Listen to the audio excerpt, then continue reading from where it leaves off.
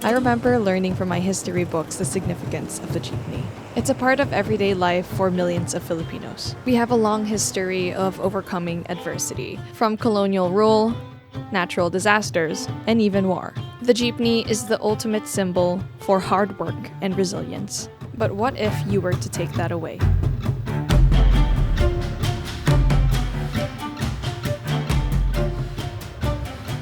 It's cheap, convenient, but some might say a nuisance on the road. It huffs and puffs, blowing a thick black smoke in its trail. But as soon as the soot settles, you see the delicate and oftentimes unhinged artworks on these jeepneys. Seeing a paint job that resonated with me made me chuckle despite the hardships of commuting in Manila. For a moment in time, it made me happy, and that's the beauty of art. I personally want to get to know these artists and their stories. But recently, I've noticed I've seen less and less colorful jeepneys on the road. Surely it's not really happening.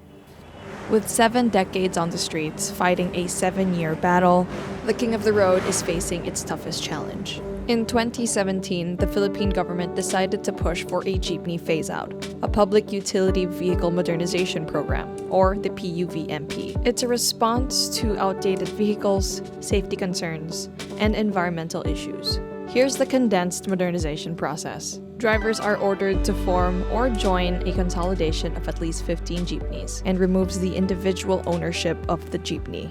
Once the program is fully implemented, members of the consolidation can get benefits such as PhilHealth, Pag-ibig, and SSS. Drivers will get payments under a salary system that also comes with overtime pay. Drivers are required to eventually let go of their traditional jeepneys for modern electrical jeeps. To help pay these e-jeeps that cost around 1 to 3 million pesos, the Philippine government promises to give a subsidy of 210,000 pesos per jeep. Eventually, these drivers will most likely get a loan from government banks trying to pay off the e-jeeps. Critics of the program say that it is too radical a change without proper support and research from the government. I want to find out how the PUVMP has affected jeepney artistry and possible other reasons as to why the numbers are dwindling here in Metro Manila. And to find out, I think I have to talk to them myself. I have a side quest in mind.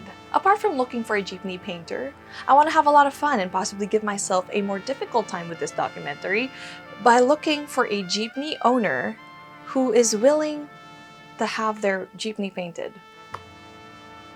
Yep.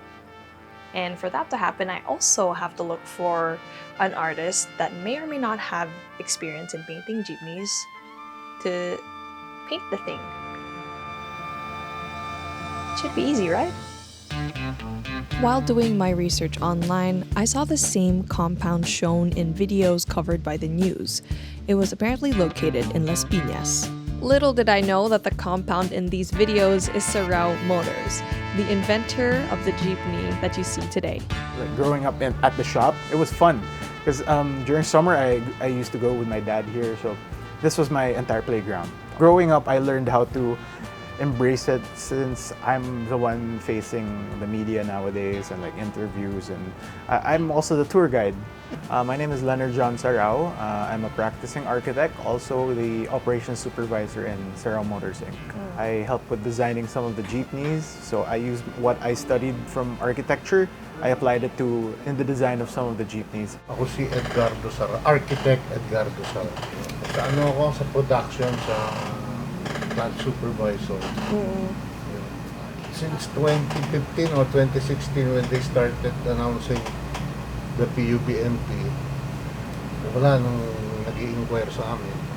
Up to now, ang mga nakukuha lang namin project, buti na lang may mga special project na nagagawa kami, like naging novelty na kasi yung jeepney, no? There is this law where, I think it was LTO. They did a crackdown mid 2015s, 2016s, I think. Whatever's on your registration, that's the only color that's allowed on your jeepney. So you're not allowed to have a colorful jeepney anymore if it's for public transport. So that's one of the reasons why the jeepneys you see out there are kind of bland and just, bare metal with just a shade of red, blue, or whatever. So, bali po meron kayong disenyo na modernized jeepney na. Would you also get yung mga jeepney artists to paint on yung... Yeah, sure, why not? we can do that. Depende kasi sa kliyente yan kung if they wanted to go traditional o folk art or yung mga graphics na magaganda rin, we can do that. We had our in-house artist, but he passed away during the pandemic. So we found Mang Nardo. He's on call. Apparently, he also passed away last December, which was so sudden because his last work was the 1970s Jeepney. So that one's going to Belgium, just fixing the paperworks. So that was Mang Nardo's last work. Ako po si Tintin de la Cruz po. Ako po ay isang nagre-lettering po. Yung si Nardo de la Cruz po, siya po yung chewing ko po na siya yung nagle-lettering po doon at nagdo-drawing po sa jeep. Yung nabubuhay po siya, tinuturuan niya po ako ng mga style po, kung paano yung mga technique. Yung landscape po, medyo hindi pa masyadong ano. Kasi yung chewing ko, alas lahat sakop niya eh. Nung time po yun, busy po siya. Tapos, kasi yung ako po, last na po sa family po namin na marunong na gumuhit. Sa family po namin, sa kamag-anak pa namin, may nag-airbrush, automotive, tapos po tattoo artist. Noon, halos lahat po sila dumampo sa pag-jeepney na artist. Tapos hindi na sila bumalik sa pag-jeepney. I now know an important piece to the puzzle of the missing artists, but I need to expand my research. I decided to go north. Places like Cubao, Marikina, and Rizal are known for the craziest designs, like the infamous Patok Jeepney.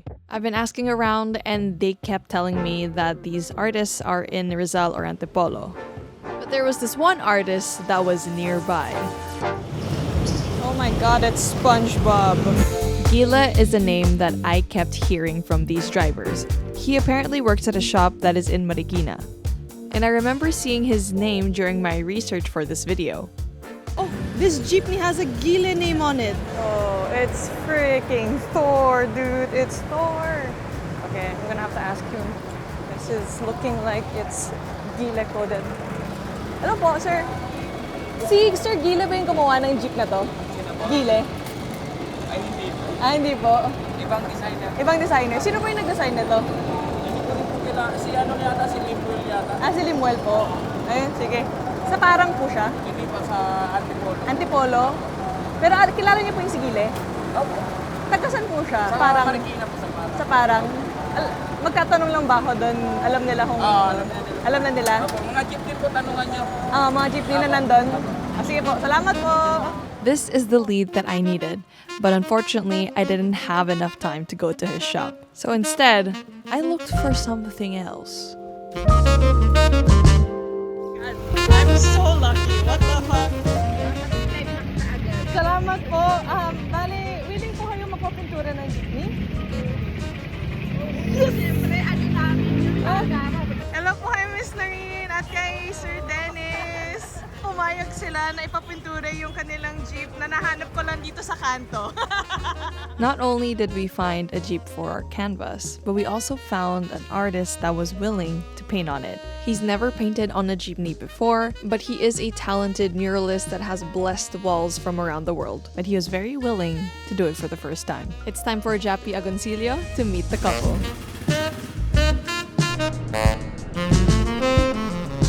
I think that's them. I think I found them.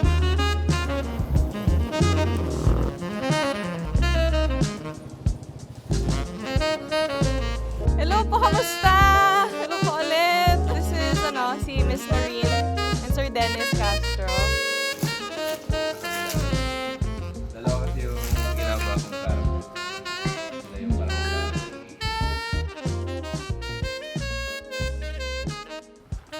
Ako po si Dennis Castro, 51 years old at may 4 na anak, 4 na lalaki at 4 na apo, 2 babae at 2 lalaki. Ever since po ba jeepney owner po kayo? Ay hindi, nabili ko lang yun nung, kasi puro ano lang ako dati waiter eh. Tapos nung makaipon ako, nabili ko to. Tapos tumigil na ako, dito nag-jeep na ako. Bakit niyo po naisipang maging jeepney driver? Ay siyempre, para sa paghahanap buhay sa mga bata, para paglaki, nag-aaral ng mga bata pa sila nun eh. Kaya naisipan ko, makabili ng sariling pang ano para magkaroon ng sariling ano, walang boss. Napansin niyo po ba na nabawasan na yung mga jeepney artists sa Manila? Nung bata-bata pa ako, marami nag-aano ng spray pero ngayon wala na, halos wala na. Kasi siguro dahil matatanggal na itong mga jeep sana, hindi na matuloy. Kailangan po sumali kayo ng consolidation po, di ba? Nakasali na. Cooperative. Nakasali po kayo doon? Nakasali po. Sa pilitan, hindi po pwedeng hindi sumali. Hindi mo marirehistro, hindi ka makakapag-drive. Dito, bago sumali ako dito, magkano binayad ko? 35,000. Bale, ano po mangyayari dito sa jeep na yan kung natuloy po yung modernization program? Sabi nila, kukunin nila. Bawal po na na pang-private yung jeep nyo? Kukunin nila, basta sumali ka. Pagka pinalitan na kukunin nila. Nga, hindi na ako nakakatulog eh. Natatakot ako baka mamaya, di ba? Mawalan kami ng hanap buhay. I've never actually fully painted a Jeep before, so I'm excited to kind of see how the form of the Jeep kind of affects the artwork. Also, kind of what I can play with the panels, because I've always seen Jeeps around and they do interesting things with the way they paint it. So I'm kind of expecting to learn from what I've seen over the years and put it into place here. And ever since I was a skateboard kid, street art had been part of the creative DNA of my work. But if you ask me, murals would not have become my bread and butter. It just became that way. I wouldn't have chosen it though. It chose you. Basically. Because again, it was around that time where it started becoming popular. And I was the one taking the most advantage of social media. As I get older as an artist, you kind of start thinking about, wow, look at the way they rendered the faces on this, what kind of paint did they use, who are the artists involved. That's one of the first things I asked them was, how do you get these painted and what does it cost? Because I want to know what actually the business of painting Jeeps is. A lot of tattoo artists are jeepney painters. That makes sense because a lot of it is airbrush and a lot of tattoo artists are also very good at airbrush. Yes. So that actually makes a lot of sense. So that's what I'm trying to figure out because I'm trying to track down this artist who's also a tattoo artist, but he lives all the way in Marikina. So while you're doing this, I'm gonna try to find him a side quest. Yeah, I have my own side quest. That's interesting. Yeah, so we can answer that question of how much does it really take to spray paint a Jeep.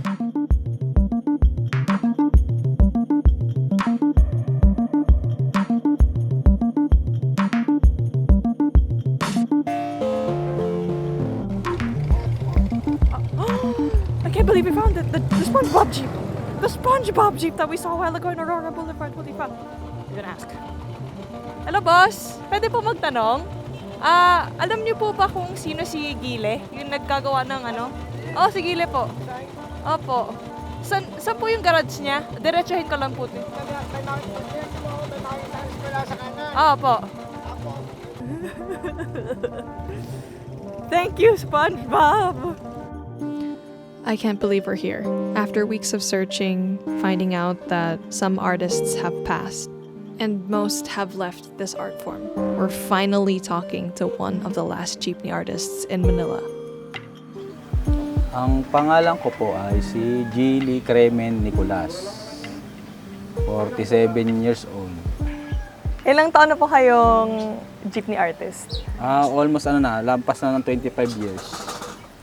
Mula umpisa ito na talaga, mula pagkabata, hilig ko na talaga to. Or nag-umpisa lang ako sa papalapis-lapis lang. Ginagawa namin tayo mga pampatok yung mga pang Morales type, mga may malalakas ng sound. Sa ano kasi nagsimula sa Rizal eh. Sa Morales nagsimula yan eh. Yung Morales Motors. Morales Motors. Pero ang una talaga gumawa niya Melford. Bakit po ganun yung estilo ng patok na madaming ilaw, makulay, mabilis? Yun nga, parang pang-akit lang din sa mga pasero. Karami kasi ng pasero talaga, mga estudyante talaga. Mga patok. Kaya tinawag silang patok dahil nga sa mga estudyante rin. Minsan yung mga estudyante nagkakantsawang kasi sa loob ng jeep yan eh. Sa tingin niyo po ba naapektuhan yung mga jeepney dito sa area na dahil dun sa phase out? Ang daming nawalang jeep dito. Ubos karamihan yung Muntal pa, ang daming nawala dyan. Parang, ang daming nawala. Kayo rin po ba naapektuhan ng phase out? Medyo humina yung gawa namin. Tsaka wala nagpapabuo yung dati may nag-assemble, ngayon halos walaan eh. Opo. Dati nakakagawa kami puro buo. Ngayon wala na, pa isa-isa na lang, pag ganito na lang. Maliliit na lang.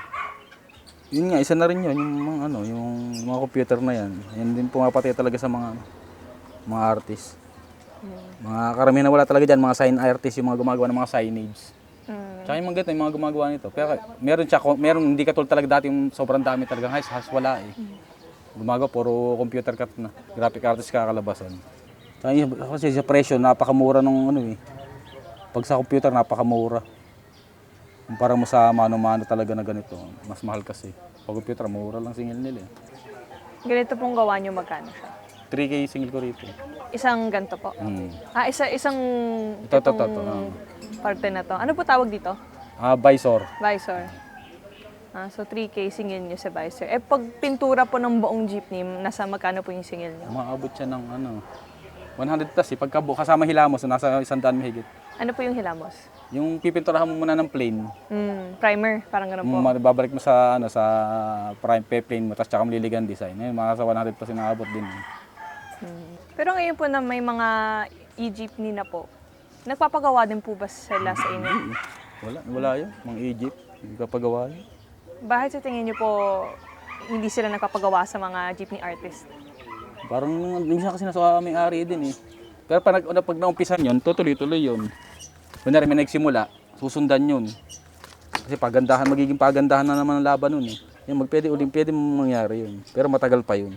During my stay in their garage, I also learned that a lot of local manufacturers of jeepneys have closed down. That includes Hebron, Malagueña, Mel Motors, Doctor, and even Morales Motors. Going back to Jappies, I feel even more compelled after my visit with Gile. It feels like we're on the right path, and I'm so excited for the reveal, and of course, I had to bring the gang with me. Ready na po ba kayo makita yung baby nyo? Ready na. Poging-pogi na. Oh, lapit po kayo! Lapit po kayo! Ganda na. Sarap yung biyahe na yan. Oo. Iba na yung kulay. Oo. Ano po sa tingin niyo yung reaction ng mga pamangkin pati anak niyo? Masisiyahan sila. Dito sa cellphone pa lang, excited na eh, mga apo ko eh. Pinahitin niyo po yung yung picture na sinend ko po. Excited na sila. Kahit yung mga kapitbahay namin doon, maninibago yan. Maraming salamat. Pogi na. Hindi nga, ang ganda na nga. Talagang tatak ng Pilipino ang jeep. Tapos Alisin lang. Maraming salamat. wag naman. Opo. Pray lang. Magandang tingnan sa mata. Malamig sa mata. Sa mga bata, di ba? Opo. Mainggan yung mga bata dito. Back together na po. Sarap i-biyahe niyan. Sisipag lalo. What I know now is that this is a complex situation that affects thousands of lives. And a lot of local industries rely on just the jeepney, that they can't take their skill set anywhere else. Apart from the phase out, strict laws, the rise of the internet and computers, along with the youth just not being interested in jeepney artistry, this all contributes to its disappearance. This is an ongoing story, and details keep changing within the modernization program. But it does seem like they're listening. Na yung hindi kayang kunin ng ibang tao, na hindi kaya nilang inakawin sa'yo kasi nasa mo na yun, sa kami mo na. Yung pagiging artist mo, yung pagkakaroon mo ng trabaho sa sarili mong kita. Each jeepney has their own characteristics. It's like a reflection of their owners. So the art will always be there. I don't think it's ever gonna go away. Kailangan pa lang mapanatili natin yung para nakikita nila. Habang nakikita kasi nila yan, di ba? Pag mawala sila talaga kasi hindi na nakikita. Pero hanggang nakikita nila yan, may nakita sa tumatakbo, may gumagawa, magkakaroon sila interest. If you can express yourself through art or painting, gawin mo. Kasi ano yan it's a God-given talent na you have to tap on your, baka hindi mo lang alam, then it will take you far.